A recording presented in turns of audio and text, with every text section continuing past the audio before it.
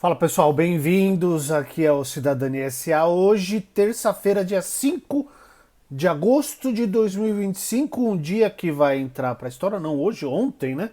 Dia 4, com a prisão domiciliar de um ex-presidente decretada pelo Alexandre de Moraes. Então eu trouxe aqui notícias e as explicações do porquê que o ex-presidente está preso por enquanto, em regime domiciliar, tá bom? Eu vou trazer umas repercussões, umas coisinhas engraçadas de como a extrema-direita funciona. Vamos às matérias aqui, ó. Primeiro do G1, matéria da Fernanda Vivas. Bolsonaro preso, as postagens da família e de apoiadores citadas na decisão de Alexandre de Moraes. O Alexandre afirmou, ele citou, na verdade, uma série de postagens afirmando que o ex-presidente preparou um material que seria usado em postagens em redes sociais de seus filhos e apoiadores políticos. Assim, disse Alexandre, ele reiterou as condutas ilícitas e a maneira mais grave e assintosa, em flagrante desrespeito às medidas de restrição e direitos impostas em julho. Ao longo da decisão, Alexandre citou as situações em que postagens de redes sociais serviram para descumprir as obrigações impostas a Bolsonaro. Vamos a elas. A publicação no Instagram de uma postagem do ex-presidente em telefonema com o filho, o senador Flávio Bolsonaro, no último domingo, dia 3. Na ocasião, Bolsonaro se dirigiu aos manifestantes em Copacabana, no Rio de Janeiro. O material foi publicado no perfil de Flávio e posteriormente apagado porque a gente sabe que eles são muito corajosos, né? Segundo Alexandre, a conduta aponta um claro intuito de omitir o descumprimento das medidas cautelares. Uma outra postagem de Flávio Bolsonaro, também no Instagram, com uma legenda de agradecimento aos Estados Unidos para Moraes, uma clara manifestação de apoio às sanções econômicas impostas à população brasileira. Uma mensagem de Carlos Bolsonaro na rede social X, o Twitter, né? No texto, ele pede para seguir o perfil de Bolsonaro e publica uma foto do ex-presidente. O ministro ressaltou que isso foi feito mesmo ele tendo conhecimento das medidas cautelares, como a restrição ao uso das redes sociais impostas ao seu papai. Falas de Eduardo Bolsonaro, divulgadas no YouTube, em que o deputado licenciado se dirige aos manifestantes e faz referência às sanções aos ministros do STF. Agora, a melhor. A ligação entre Nicolas Ferreira e Bolsonaro, também em 3 de agosto. Naquela ocasião, Nicolas mostrou o ex-presidente em chamada por vídeo aos manifestantes na Paulista. Segundo Moraes, a ligação foi usada pelo deputado para impulsionar os atos de bolsonaristas pelo país. Aspas. A participação dissimulada de Jair Messias Bolsonaro preparando material pré-fabricado para divulgação nas manifestações e redes sociais demonstrou claramente que manteve a conduta ilícita de tentar coagir o Supremo Tribunal Federal e obstruir a justiça, em flagrante desrespeito às medidas cautelares anteriormente impostas, afirmou Alexandre. Os apoiadores políticos de Jair Messias Bolsonaro e seus filhos deliberadamente utilizaram as falas e a participação, ainda que por telefone e pelas redes sociais, do réu para a propagação de ataques e impulsionamento dos manifestantes com a nítida intenção de pressionar e coagir esta Corte Suprema. Tá? Essa é a primeira matéria. Vamos à segunda matéria. Bolsonaro em prisão domiciliar. Entenda a situação jurídica do ex-presidente, também da Fernanda Vivas da Globo. Além da prisão domiciliar, Moraes também determinou a proibição de visitas, exceto familiares próximos de advogados, e vai ter que pedir antes aprovação para as visitas, tá? E a apreensão de todos os celulares disponíveis na casa do ex-presidente em Brasília. Por que ele está em prisão domiciliar? Segundo o ministro, Bolsonaro utilizou redes sociais de aliados, como uma outra matéria disse, tá? Para divulgar as mensagens com claro conteúdo de incentivo e instigação a ataques ao Supremo Tribunal Federal e apoio ostensivo à intervenção estrangeira no Poder Judiciário brasileiro. Então aqui, o que motivou? As primeiras restrições foram impostas no dia 18 de julho, por indícios de que Bolsonaro estaria tentando obstruir investigações no processo em que é réu por tentativa de golpe de Estado. Na ocasião, o STF determinou o quê? E foi maioria na primeira turma, tá? Não foi o Alexandre sozinho, ao contrário da narrativa que tenta a família colocar. determinou o uso de tornozeleira eletrônica, proibição de sair de casa à noite nos fins de semana, proibição de contato com outros investigados e proibição de uso de redes sociais, inclusive por meio de terceiros. Mesmo com essas medidas, o Bolsonaro apareceu em vídeo publicado por aliados, mostrou a tornozeleira e participou por telefone de manifestações. Além do episódio com o Flávio, também falou com o Nicolas durante um ato em Belo Horizonte. Durante o ato em São Paulo, a matéria tá errada, tá? Não foi em Belo Horizonte. Para Moraes, as ações de Bolsonaro mostram a necessidade e adequação de medidas mais gravosas de modo a evitar a contínua reiteração delitiva do réu. Relação com os Estados Unidos e o tarifaço do Trump. A investigação que levou às medidas cautelares foi aberta no início do ano, após suspeitas de que o deputado Eduardo Bolsonaro, do Partido dos Larápios de São Paulo, teria articulado com o governo dos Estados Unidos a imposição de sanções a autoridades brasileiras. Segundo a PF, Eduardo contou com o apoio direto do pai nessa articulação, os famosos 2 milhões que o próprio Jair admitiu ter mandado para manter o filhinho lá nos Estados Unidos. A situação ganhou novos contornos após o presidente Trump anunciar tarifas de 50% sobre produtos brasileiros. A decisão, segundo o governo dos Estados Unidos, teve relação com o tratamento dado a Bolsonaro no Brasil. Para Moraes, a retórica do ex-presidente configurou tentativa de extorsão institucional ao condicionar o fim das sanções à sua anistia judicial. Porque o Bolsonaro e os filhos falaram: quer acabar com as tarifas? Me anistiem. Simples. Como se fosse um caso de refém, né? É um absurdo. A PGR viu risco de fuga e prejuízo às instituições e defendeu medidas urgentes. A prisão domiciliar foi imposta diante do descumprimento das cautelares e da influência ativa de Bolsonaro no ambiente político digital, mesmo sem uso direto das redes. Poucos dias após a imposição das medidas, Bolsonaro foi a um ato político e apareceu em vídeo exibindo a tornozeleira. Na época, o Alexandre alertou os advogados de que o uso das redes sociais, mesmo por terceiros, violaria as cautelares. Caso haja nova desobediência, a prisão será decretada, escreveu o ministro, o que acabou ocorrendo ontem, segunda-feira, dia 8. Além da prisão domiciliar, o ex-presidente enfrenta uma série de processos nos tribunais superiores. Ação penal no STF, tá? Que todo mundo sabe, tá correndo o julgamento, né? O Bolsonaro responde a um processo criminal no STF, junto com outros 7 réus do grupo 1. São 33 no geral, tá? Por tentativa de golpe de Estado. A denúncia foi apresentada pela PGR e aponta 5 crimes. Sempre é bom lembrar, né? Tentativa de abolição violenta do Estado Democrático de Direito, tentativa de golpe de Estado, participação em organização criminosa armada, dano qualificado, deterioração de patrimônio tombado. Inelegibilidade no TSE. Bolsonaro também está inelegível até 2030, por decisões do Tribunal Superior Eleitoral. Primeira condenação foi em julho de 23. Uso da reunião com embaixadores estrangeiros para atacar o sistema eleitoral, com transmissão pela TV oficial do governo. Ele ainda era presidente. E todo mundo lembra disso. Se você não lembra, procura no Google aí. Segunda condenação em outubro de 23. Uso eleitoral das comemorações de 7 de setembro de 2022. Não poderia, mas ele vai e fez. Então, assim, eles não respeitam nada. Não respeitam a Constituição, não respeitam as decisões da Justiça. E aí ficam chorando que são perseguidos. São perseguidos. Não são perseguidos. Eu acho ainda que o Alexandre de Moraes é bonzinho demais com o Bolsonaro. O Bolsonaro deveria estar preso faz tempo, não só ele. Ele, o Eduardo, mas não estão. Só agora que ele esticou a corda ao máximo que o Alexandre não teve o que fazer.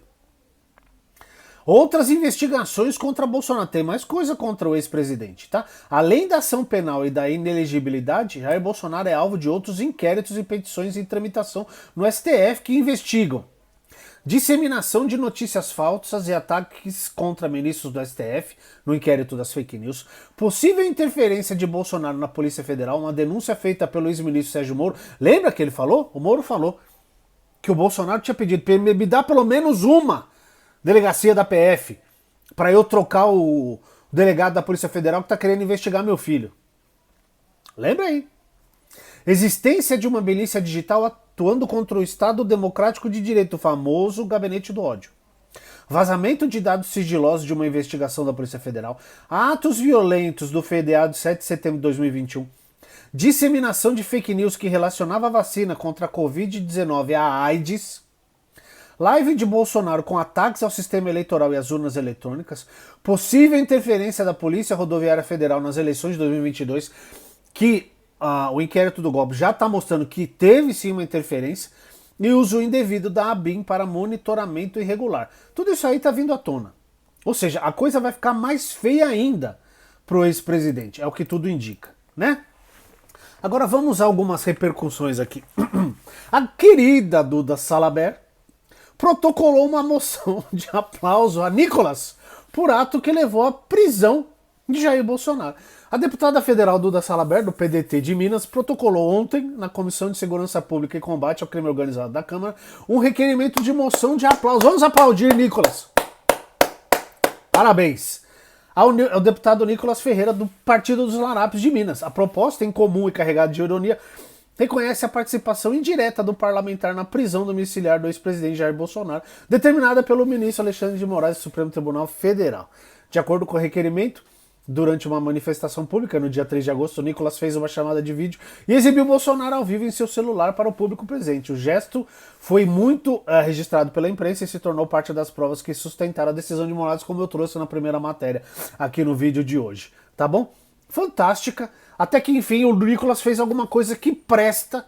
Algo de... Aliás, a semana do Nicolas, vamos falar a semana do Nicolas. Foi no Flow e admitiu que o Bolsonaro deu um golpe. Tentou dar um golpe, ele disse lá. Também disse que o Bolsonaro hoje é o único corrupto com uma tornozeleira no pé, na canela. E aí no domingo, ele vai na manifestação que ele não tinha ido na outra que o Bolsonaro apareceu, que deu lá os 5 mil pessoas, que foi um fracasso. A de domingo eu já não acho que foi um fracasso, como muita gente disse que foi. Não acho, mas eu acho que talvez seja o último respiro do bolsonarismo. Vamos ver, né? Acompanhar. Mas o Nicolas foi na Paulista e fez uma chamada de vídeo com o ex-presidente que causou. Foi um dos motivos para a prisão do Bolsonaro. Então, assim, que semana do Nicolas, né? Ele ajudou muito o Bolsonaro nessa semana. Então, por isso eu acho que ele merece, sim, uma salva de palmas, uma moção de aplauso para Nicolas Ferreira, que até que, enfim, fez algo que preste. E aí, o que aconteceu? No domingo, nenhum governador da extreme direita foi às manifestações de apoio ao Bolsonaro, a favor da anistia, para agradecer o Trump, os patriotas da Shopee que foram lá com camisa verde e amarela e a bandeira dos Estados Unidos nas costas, agradecer para um país por estar ferrando o nosso. Nenhum governador foi. O Zema não foi, o Ratinho não foi, o Eduardo Leite não foi, o Tarcísio meteu atestado, não foi. Ontem e hoje já começaram a aparecer os vídeos dos governadores indo contra a decretação da prisão domiciliar aqui do ex-presidente. O Tarcísio fez videozinho. Vou ler aqui rapidinho para dizer. A prisão de Jair Bolsonaro é um absurdo. A verdade é que Bolsonaro foi julgado e condenado muito antes de tudo isso começar. Uma tentativa de golpe que não aconteceu. É claro que o golpe não aconteceu, sua anta. Se o golpe tivesse acontecido, a gente não estaria aqui. Não teria STF mais, não teria Alexandre, não teria nada. Um crime que não existiu e acusações que ninguém consegue provar. O que não falta são provas materiais. Porque os caras são muito burros. Eles na verdade não são burros. Eles tinham certeza que eles iam conseguir. Por isso que tem prova de tudo quanto é lado. Tem minuta de golpe impressa pra tudo quanto é lado. Acharam minuta de golpe na casa do outro lá. O outro imprimiu 3 vias no Palácio do Planalto. Uma zona. Tá? Então, assim, o que está acontecendo? Saiu a pesquisa essa semana passada, no fim de semana, na verdade, que 61% da população não vota de jeito nenhum em alguém que diga que vá anistiar o Bolsonaro. E é o resto da galera toda lá, mas o ponto é o Bolsonaro. E 14% diz que provavelmente não votaria. Então dá o quê? 75% da população brasileira não votaria em alguém que sinalize que vá anistiar o Bolsonaro. Ao mesmo tempo, esses governadores, eles querem o quê? Eles querem aqueles 20, 30% que sempre tem nas pesquisas dos bolsonaristas fanáticos. Então eles precisam pegar esse espólio do bolsonarismo e ao mesmo tempo eles não podem perder o pessoal indeciso. Vocês entendem o que está acontecendo? Então, assim, precisa sinalizar, precisa fazer um afago no Bolsonaro para trazer essa galera, os xiitas do bolsonarismo, para eles, mas ao mesmo tempo não pode ser muito explícito, porque senão eles não conseguem pegar essa massa ali dos que ainda não sabem em quem vão votar ou que não são bolsonaristas convictos. É isso que os governadores estão fazendo e a briga vai ser pra capar agora. Zema, Ratinho, o de Goiás que eu nunca lembro o nome, o Tarcísio, o Eduardo Leite, porque o Bolsonaro já era pra eleição do ano que vem, tá? Não tô decretando o fim, mas ele vai estar preso o ano que vem. Ele já está preso, vai continuar preso, ele vai ser condenado no inquérito do golpe. Agora umas coisas engraçadas. Eduardo, Flávio, descendo a lenha, falando que a decisão é única e exclusiva do Alexandre. Todas as decisões foram para a primeira turma ou para o plenário do STF e todas foram corroboradas. Essa da prisão domiciliar vai ser também, e provavelmente vai ser o 4-1, porque o Fux vai ser contra, porque a gente sabe de que lado o Fux é e que apito que o Fux toca. Mas olha só, esse tweet aqui do Eduardo Bolsonaro em 2018. Dá para levar a sério um país onde existe prisão domiciliar? O condenado é carcereiro dele mesmo? Se não conseguem nem monitorar as tornozeleiras eletrônicas, quem dirá cada preso em seu domicílio? A lei de execuções penais e CPP precisam ser revisados urgentemente. Outra, essa de 6 de março de 2019. O crime cresce quando o bandido se sente confortável. A gente tá vendo com o seu pai, né? A evolução de nossas leis penais sempre dão conta de protegê-los. É tornozeleira, prisão domiciliar, substituição de pena, progressão com 1-6, saidões, visita íntima, audiência de custódia, desarmamento e o cidadão comum. Engraçado, né?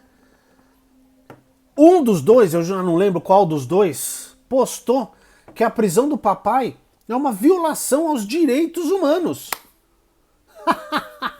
Não foi esse pessoal que disse que direitos humanos é o esterco da vagabundagem?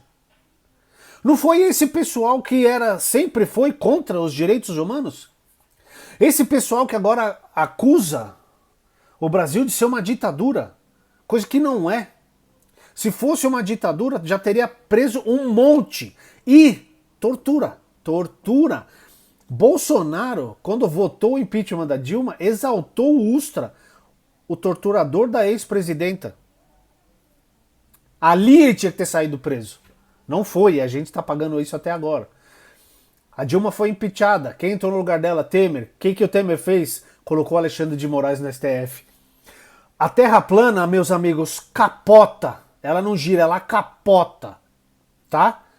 Então, assim, são pessoas que sempre foram contra direitos humanos, que exaltavam ditadores, que exaltavam torturadores, que pedem a volta da ditadura. Se você pede a volta da ditadura e agora você diz que a gente está numa ditadura, você está reclamando do quê, querido? Do que você está reclamando? Se você queria uma ditadura e acha que hoje a gente está numa ditadura, coisa que nós não estamos, tá bom? Nós não estamos. Qualquer Zé Mané que fizesse o que o Bolsonaro fez já teria sido preso muito tempo atrás. Hoje nós temos, no sistema prisional brasileiro, mais 200 mil pessoas presas sem o trânsito em julgado. 200 mil. Só o Bolsonaro importa?